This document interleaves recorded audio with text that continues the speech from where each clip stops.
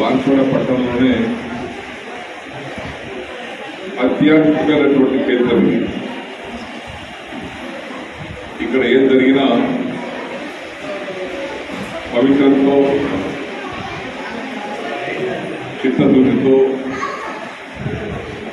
అన్ని సాంప్రదాయాలను గుర్తుపట్టుకొని జరిపేటువంటి క్షేత్రం మన ఆర్యసభ క్షేత్రం. చేసిన పూజలు చేసిన సభలు సమావేశాలు జరిపిన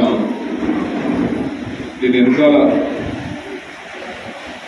సమాజ శ్రేయస్సును కోరుకొని చేస్తున్నటువంటి కార్యక్రమాలు ఉంటాయి.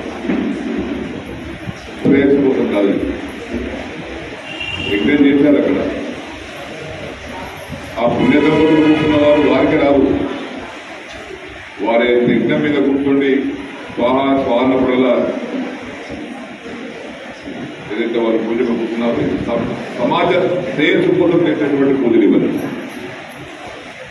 సమాజ శ్రేయస్సు మన చేతిలో లేదు.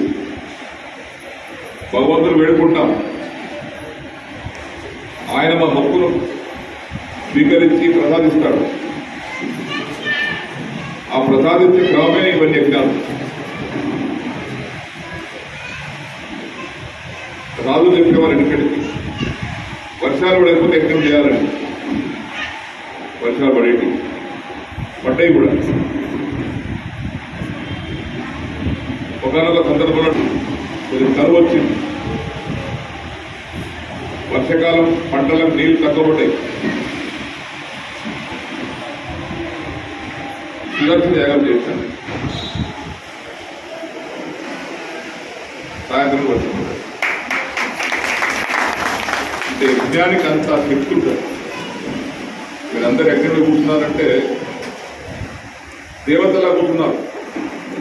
దేవతల మీద చూడకపోయినా మాడబిడ్డ రూపంలో దేవతలు చూస్తున్నాం. అంటే దేవతల యొక్క ప్రతిరూపమే మీది మా సోదరి ముందు. కాబట్టి ఆ విధంగా పుణ్య దంపతుల యొక్క యజ్ఞం మీద కూర్చున్నటువంటి యొక్క ప్రార్థన ఆ భగవంతుడు చేరుతుంది. ఈరోజు సమాజం నడుస్తుందంటే దుర్మార్గమైనటువంటి ఈ సమాజంలో ఇంకా మనం శ్రేయస్కరంగా ముందుకెళ్తున్నామంటే దాని వెనకాల ఇలాంటి వారి యొక్క కృషి ఉందనేది మనకి ఈరోజు తెలుస్తా ఉంది. ప్రపంచం దేశ విదేశాలు 276 దేశాలు 870 కోట్ల జనాభా భూభాగం మీద ఉంది.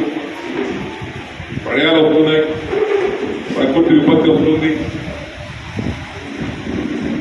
నష్టాలు జరుగుతున్నాయి, ప్రమాదాలు జరుగుతున్నాయి. ఇవన్నిటి నుంచి బయటపడుతున్నామంటే ఇలాంటి పుణ్య కార్యక్రమాలు జరుగుతున్నాయి కాబట్టి మనం బయటపడుతున్నాం.